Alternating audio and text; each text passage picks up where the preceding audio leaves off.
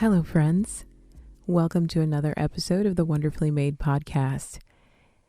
I would like to ask you, if you haven't already, to please take a moment to leave a review on Spotify or Apple Podcasts. That really is something that helps my podcast be recognized and found more easily.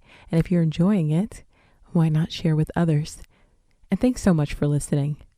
Now, I have to share with you this episode. I actually recorded it early this morning and now it is evening time, and I'm going to be posting it as soon as I get done recording. But I sat and recorded a well thought out episode, and then when I went to edit, it was 11 and a half minutes of silence.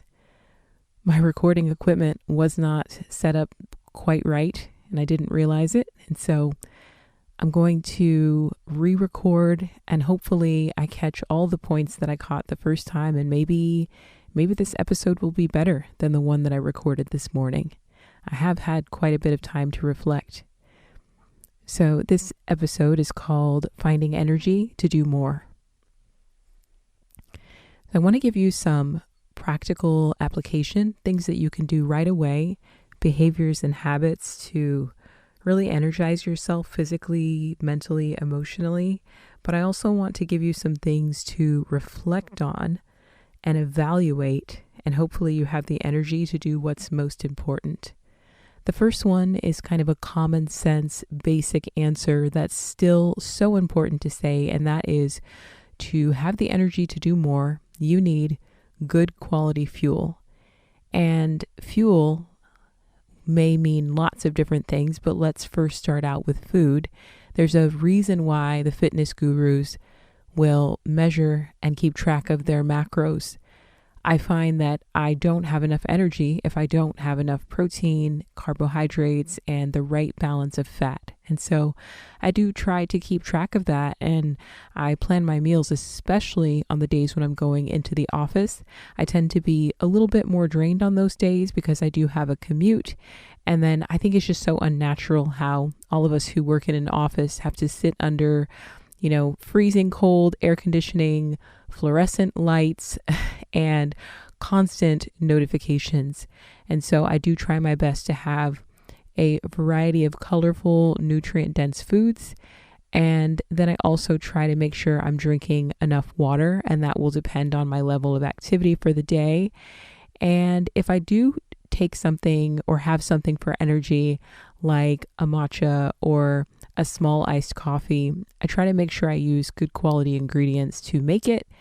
And, most importantly, I just try not to overdo it. And I'm mindful of the things that I eat, consume, and do that may dehydrate me. So very much we need to focus on good quality fuel. And food is important, but there's also supplements. And I want you to be careful with supplements. One, do some research, because some of these companies are not really providing quality ingredients, and unfortunately, vitamins are sort of an unregulated industry. The other reason I want you to be careful is because influencers do just that. They influence. And so after watching a 30-second or 1-minute reel or TikTok, we will walk away thinking we need to buy 5 different supplements, when we really need to think about, do I need that? Does it suit my lifestyle?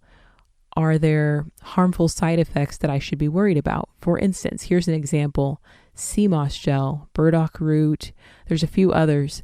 They're all known to lower blood pressure. Well, I myself have a tendency to already have low blood pressure, and I did not know that. I was trying to take it for other benefits, ended up extremely lightheaded, and a close friend mentioned it to me. And sure enough, as soon as I stopped taking it, I stopped having those spells that made me feel like I was about to faint.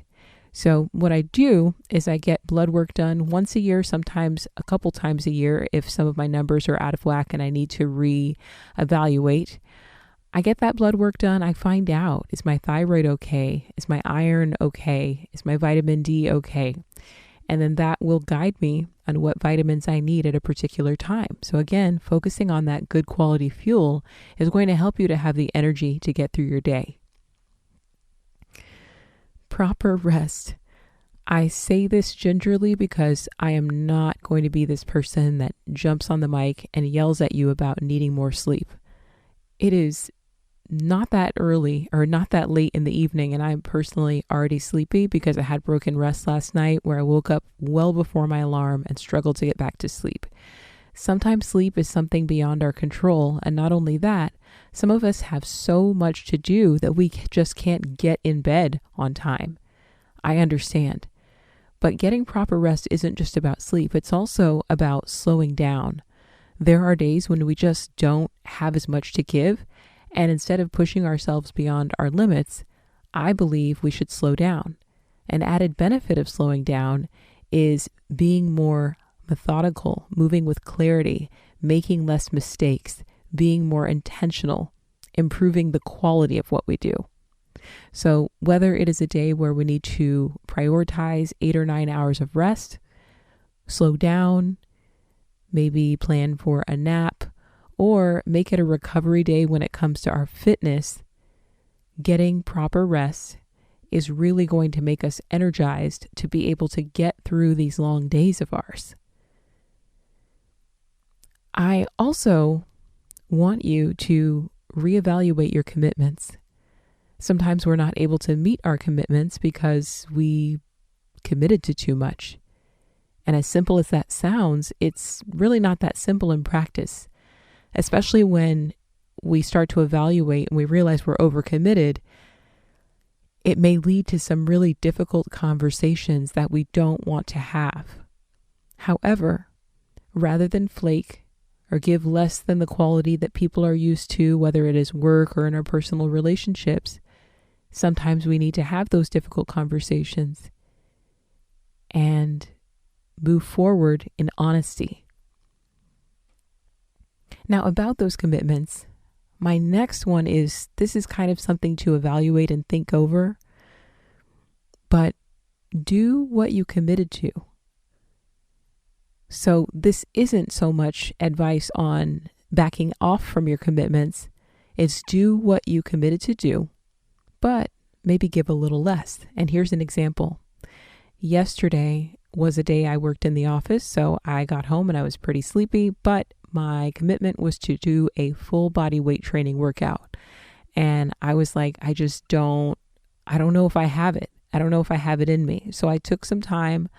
I did rest on the couch for a little bit after I changed into my gym clothes, and I thought, okay, I'm not feeling any pain in my body, but I am fatigued. So I will choose a beginner level weight training. And by carrying a little bit of lighter weights, I'm able to show up for myself, but not in a way where I overextend myself, potentially injure myself, or make it so I don't have enough energy to work out the next day. So I don't know if that makes sense to you, but think about it. Do what you committed to, but give less. This could also be when it comes to setting a boundary with a friend. Maybe someone has asked you to come over and help them move, for instance, and when it gets closer to the time, you realize you are stretched thin. Well, I'm sure that friend would appreciate you showing up, but being honest and saying, hey, I can only help from 8 to 10, and then I have to head out and I have a hard stop at 10, but I'm all yours for those 2 hours. You're still able to show up, but you're also making sure that you're not so overextended that that exhaustion just spills over into the days to come. Another way to have energy to do more is to plan ahead. So I think about my most exhausting days, and it's typically a day where I have to do a lot of driving, or just days I need to be in the office and I may have a lot of meetings. Planning ahead, even something so small as picking out clothes the night before, packing my lunch and actually putting it into my lunch bag and putting it into the fridge, setting out makeup or hair care products in one specific place. All of those steps of planning ahead make me feel more energized because I'm realistic. As much as I am a morning person, when I'm waking up at 5, I don't move as fast. I'm not as good at making decisions. And so I must plan ahead so that it's pretty easy to just wake up and walk through those steps. I also make sure that I get gas the day before As much as I may not want to stop, it's going to be that much worse early in the morning when it's still dark out. So just thinking about all of those things, I even will plan my workout. And if I'm unsure whether it's the workout or the outfit, I will give myself 2 options and those will be there. And so now I'm choosing option A or option B rather than from 100 options. Planning ahead will not always go the way you want it to, and that's something we also have to be honest about. But it does give a sense of peace for me when I'm going to bed at night, knowing I have maybe 5 less decisions to make or 10 less decisions to make because I've already done those things for myself. Another way to have energy to do more is to outsource. Whether it is hiring help to clean your home or ordering your groceries online so they can be delivered or you can easily pick them up and they just get dropped into your trunk, or going to a salon instead of doing your hair, or be at work, going to the person you report to and saying, I need additional help on this project. Can you find me resources? Whatever it is, try your best not to feel guilty about it or to feel less accomplished because you had to do something with help. People who outsource are masters of not overextending themselves. And when you are not overextended, you actually have the creativity and the confidence and energy to perform at your best. So it may be a financial decision, or it might be a business decision, or it might be a relationship decision, but don't be afraid to stop and think about, what is it that I need? And out of all of the things I need, what could I use help with? What is something I need an additional resource with to be successful at this? Be honest, and in some cases be vulnerable, and get the help you need so that way you can move forward. Okay, this next one, I have been thinking about this for a bit and I feel mixed feelings on it. And I think it's the perfectionist in me that is like, ew, but it's also true. And my tip is ignore the piles. This one is probably easy for some, whether it's a laundry pile or a pile of bills or whatever. But even the people who kind of find it easy will sometimes feel a sense of guilt when they walk past the dishes in the sink or the pile of laundry, like, oh, that's one more thing I didn't do today. But the truth is, sometimes trying to add on an extra task, especially in the evening, sometime between 7 and 8, it feels like time just speeds up. And if you blink, you miss it and it's 11 p.m. and you're up late again. And so my advice is, when you're trying to think about, well, what are all the things that I need to do? If that pile is not going to kill you and there are other things on your list that are more important, then you might just have to step over that pile for one more day. And then for me, the remedy is I will schedule a time when I'm going to tackle that pile. And my last tip kind of connects to this one, and that is stick to the highest priorities. And so there might be a day when your literal highest priority is to go through your mail, or to open packages that you have stacked up, or to put away laundry. That there may be a day when that's the case. But there are other days when there are bigger priorities, which might include something that would also help you for the next day. Like a high priority might be stopping on the way home from work to get 2 more grocery items that are going to help you meal prep, for instance. That is probably a higher priority than the pile of clean laundry that's sitting there that, yes, it's irritating. Yes, it feels unorganized, but it's not a showstopper for your day.